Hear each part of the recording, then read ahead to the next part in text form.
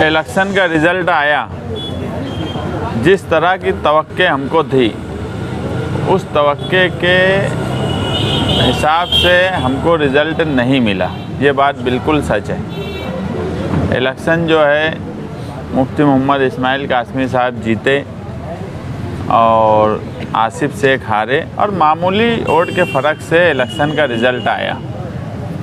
इस पूरे इलेक्शन में जो तब्दीली की बात हम लोगों को बोल रहे थे कि इस शहर में 25 साल के जो हालात हैं उस मुद्दे पर इलेक्शन गया नहीं। तब्दीली की लहर पैदा होंगी ऐसा हम मानते थे, जिस हिसाब से लोग हमसे बात करते थे, मगर वो तब्दीली की तरफ भी लोग हमको जाते हुए नहीं दिखे।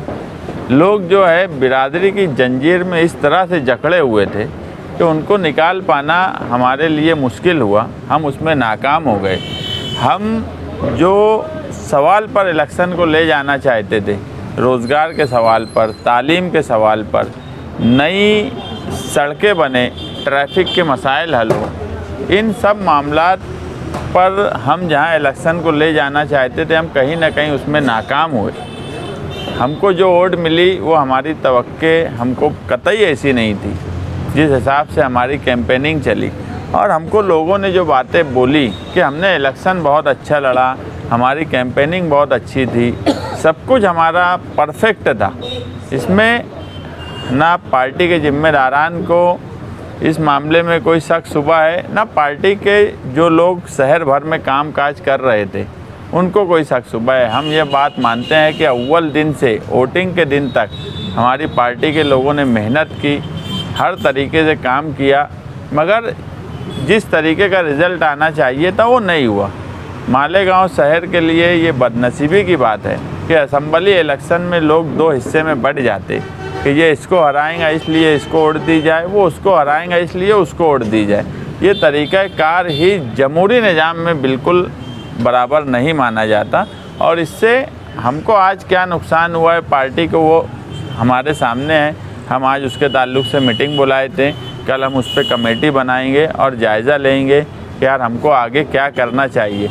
मगर जमहूरी निज़ाम में ये मालेगांव शहर के लिए अच्छी बात नहीं है, मालेगांव शहर की तरक्की के लिए अच्छी बात नहीं है कि सिर्फ दो लोगों के बीच में लोग बढ़ जाएं। ये जमहूरियत नहीं हो सकती। और हम देखे हैं कि मजहब का सहारा लेकर भी जिस तरीके से इलेक्शन लड़ा गया, ये भी दस्तूरी और जमहूरी मुल्क में मुनासिब बात नहीं है। आपके सामने मैं हमेशा एक बात एकदम साफ बोलता हूँ कि हमको सियासत में नफ़ा नुकसान अपनी जगह, मगर सियासत में जो दस्तूर और जो जमहूरी निज़ाम है बहरहाल वो अपनी जगह कायम रहना चाहिए। आज महाराष्ट्र का जो रिज़ल्ट आया वो बहरहाल महाराष्ट्र के मुसलमानों के लिए और ख़ास तौर से मालेगांव शहर जैसे मुसलमान जो हमेशा सबकी रहनुमाई करते, उनके लिए ये रिज़ल्ट बिल्कुल अच्छा नहीं है। सज्जाद नुमानी साहब का जो बयान था वो बहरहाल फ़िरका परस्तों को ताकत पहुंचाने का काम किया। इसमें भी कोई शक शुबा नहीं है कि हमेशा हम ये बात बोलते हैं कि इस मुल्क में हमेशा दस्तूर को हाथ में पकड़कर हमेशा इलेक्शन और सियासत होना चाहिए। तुम जब जब अक़लियत को इकट्ठा करने की बात या एक साथ करने की बात करेंगे तो उस वक्त मेजॉरिटी कहीं ना कहीं एक साथ होने की तरफ जाएंगी। और मौलाना सज्जाद नुमानी साहब के बयान ने महाराष्ट्र में यही काम किया और वो असर सिर्फ महाराष्ट्र तक नहीं रहा। आप देखेंगे इसका पूरा फ़ायदा आज की सेंट्रल की मौजूदा सरकार बीजेपी ने उठाने की कोशिश की कि महाराष्ट्र में एक रहेंगे तो सेफ रहेंगे। इस तरह की जो बात हुई, जगह जगह मौलाना सज्जाद नुमानी साहब का बयान जो है वो सुनाया गया और कहीं से ये ज़रूरत नहीं थी इस तरह का बयान देने की। पार्लियामेंट का इलेक्शन हमारे सामने है, जिस हिकमत अमली से अक़लियत ने काम काज किया था वो किसी से छुपा नहीं है और उसका हमको रिज़ल्ट भी मिला था। मगर इस तरह से उल्मा का सामने आना और इस तरह से बयान देना कहीं ना कहीं ये फ़िरका परस्तों को ताकत देने का काम करते हैं। मजहब की बुनियाद पे इलेक्शन मालेगांव शहर में दोनों पार्टियों ने लड़ने की कोशिश की। हमने उस वक्त भी दस्तूर को सामने रख के हमारा इलेक्शन लड़ा और उसको लोगों ने अच्छा माना। हम कहीं से इस रिज़ल्ट से बिल्कुल मायूस नहीं हैं। इलेक्शन के अलग अलग रिज़ल्ट हर वक्त होते हैं। आप देखेंगे यही मालेगांव शहर है जहां पर 4 महीना पहले पार्लियामेंट के इलेक्शन में कांग्रेस के निशान पर 2 लाख वोट मिली थी, और वही आज कांग्रेस पार्टी का सिंबल आज भी असम्बली में था जो 7,000 तक बमुश्किल पहुंच पाया। बोलने का मतलब यह है कि इलेक्शन की नौइयत अलग अलग होती है। हम असम्बली इलेक्शन में सिर्फ एक चीज़ में जहां चूके, वो बात हम मानते हैं कि हम दुश्मन डिसाइड करने में नाकाम रहे कि हमारा पहला दुश्मन कौन है, मौजूदा एमएलए है या साबिक एमएलए है। ये चूक हमसे हुई है, इसके लिए हम एक कमेटी बना रहे हैं और वो चूक को हम जल्द से जल्द दूर करेंगे। और दूसरा जो मामला था, हमने हमेशा पार्टी जनता दल के वक्त से और अभी समाजवादी में पार्टी मुखालिफ सरगर्मी अगर कोई किया है तो हम उसको नज़रअंदाज करते आए हैं कि नहीं चलो जाने दो, नज़रअंदाज करो। मगर उसका असर ये पड़ा कि इलेक्शन के आखिरी वक्त में जिसकी 2 वोट की हैसियत नहीं रहती, वो इलेक्शन के आखिरी वक्त में हम तकलीफ़ देने का काम करना। तो ऐसे लोगों को हम पार्टी से फ़ौरन निकाल देंगे। आज जिसको जाना है वो आज चला जाए, वो हमको उससे कोई गिला शिकवा नहीं रहेगा। लेकिन जो लोग पार्टी मुखालिफ सरगर्मी में रहे हैं, कमेटी के लोग उनका नाम देंगे। हम फ़ौरन उन सब लोगों को पर आला लोगों से बात करके उनको पार्टी से निकालने का काम करेंगे। वो इसके ताल्लुक से वो अगर अपनी बेइज्जती अगर आज समझ रहे होंगे, मैं मीडिया के सामने उन सब लोगों को मैसेज दे रहा हूँ, अगर आज वो समझ रहे होंगे कि हम निकल जाएं तो आज बेहतर है वो पार्टी छोड़ के चले जाएं। कल अगर हम उनको पार्टी से निकालेंगे और अखबारात में देंगे, अगर उस बेइज्जती से बचना हो तो आज चले जाएं, हमको कोई गिला शिकवा नहीं है। दूसरा ये कि हम जो है इलेक्शन की कैंपेनिंग अच्छी हुई, मीडिया के लोगों ने भी हमारी तारीफ़ की, शहर के सरगर्दा अफराद ने भी तारीफ़ की। मगर सियासत में वोट और चुन के आना यही आवाम का रिज़ल्ट होता है। अब हम भी कहीं ना कहीं हमारे उसूल, हमारे कामकाज, हम भी अब सियासत और इलेक्शन के हिसाब से करेंगे। हम जिस हिसाब से लोगों का कामकाज करते आए हैं, इस शहर के तमाम ही लोग ये बात जानते हैं कि जितना काम सियासी तौर पे हम करते हैं अवामी खिदमत का, कोई नहीं करता। हम अवामी खिदमत उसी तरह करेंगे, मगर कुछ न कुछ बदलाव अब हम भी हमारे पार्टी में लाएंगे। और उसूल और दूसरी जो चीज़ें हैं उसको हो सकता है कि कुछ वक्त के लिए हम किनारे करें। अब हम इलेक्शन को इलेक्शन जैसा लड़ेंगे। दुश्मन नंबर 1 कौन है उसको हम टारगेट करेंगे आने वाले इलेक्शन में, और उस हिसाब से हम आने वाला इलेक्शन लड़ेंगे।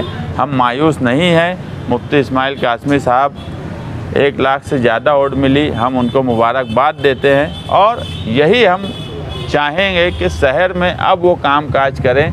मगर इस मर्तबा तो ऐसा हुआ कि ये पहला इलेक्शन है जो मैं देख रहा हूँ।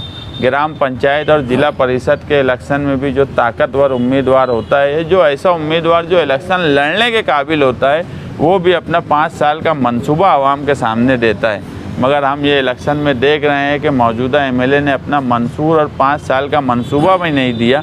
उसके बाद भी अगर मालेगांव शहर की आवाम ने उनको 1 लाख से ज़्यादा वोट देकर चुन कर लाई है, तो वो अपने पुराने ही मंसूर पर अगर अमल कर लेवे तो वो भी शहर के लिए बेहतर होगा।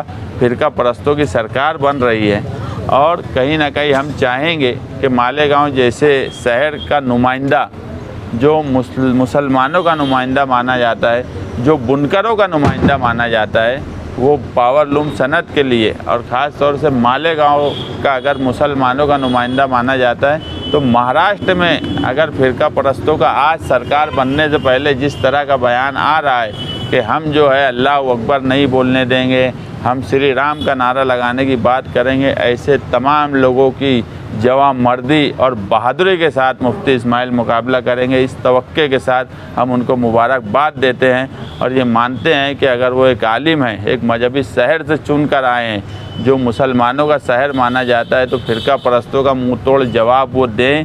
पीछे उन्होंने क्या किया उसको हम किनारे रखते हैं, मगर आगे हमको उम्मीद यही है कि वो इस तरह से काम करेंगे। मालेगांव शहर में ना इन 25 सालों में तालीम के लिए कोई काम हुआ, ना रोज़गार के लिए कोई काम हुआ, ना हेल्थ के लिए कोई काम हुआ, और ना ही ट्रैफिक का जो निज़ाम दरहम बरहम हुआ है उसके लिए कोई नया तरीका सोचा गया। इन सब बातों को वो सोचेंगे और एक अच्छा काम करेंगे। यही तवक्के के साथ मैं उनको मुबारकबाद देता हूँ। और हम जो है कहीं से मायूस नहीं है और हम आने वाले वक्त में एक अच्छे तरीके से आवाम के सामने वापस जाएंगे। आवाम हमारी जो बात नहीं समझ सकी हम वो समझाएंगे। और जो एक बात मैं बोला हूँ, आखिरी बात बोल के प्रेस कॉन्फ्रेंस ख़त्म करूँगा कि उसूल को कुछ वक्त के लिए हम किनारे करेंगे और दुश्मन नंबर 1 डिसाइड करेंगे। जहाँ तोड़ जोड़ जिस तरीके से करना पड़ी, जिस तरीके से इन दोनों ने सियासत मालेगांव शहर में 25 सालों से की है, उस तरीके से अगर अब आवाम ही चाहती है कि सियासत हमको करना पड़े तो अब हम जो है उस तरीके से सियासत करने की तरफ जाएंगे। बहुत अच्छा बनकर और बहुत उसूली लड़ाई लड़कर और बहुत तारीफ़ लेकर ये सियासत में और इलेक्शन के लिए बहरहाल बेहतर नहीं होता। ये मेरे लिए तारीफ़ की बात है, आप तमाम ही लोगों का। और जो लोग मुझे इसके लिए तारीफ़ दे रहे हैं कि हमने इलेक्शन अच्छा लड़ा है, उनके लिए शुक्रिया। मगर आगे से हम हमारे अंदर बदलाव लाएंगे। क्या मालेगांव का जो सियासत बिल्कुल सीखने को मिला है। मैं एक बात बोला कि ये पूरे इलेक्शन में हमने 1 महीने में क्या किया कैंपेनिंग में, उसका हमको कोई अफसोस नहीं है। मगर पिछले 3-4 सालों में हमने जो काम किया, इज्तिमाई हो या निजी हो, वो काम हमने जिन लोगों का किया है, अगर लोग काम की बुनियाद पर वोट नहीं देंगे तो बहरहाल ये बात शहर के लिए अफसोसनाक है। वो सीखने का मौका मिला हमको। दूसरी बात पे हुआ और ये इसको हराएंगा, वो उसको जिताएंगा, इस पे हुआ और ये जमहूरी निज़ाम के ख़िलाफ़ है ये बात।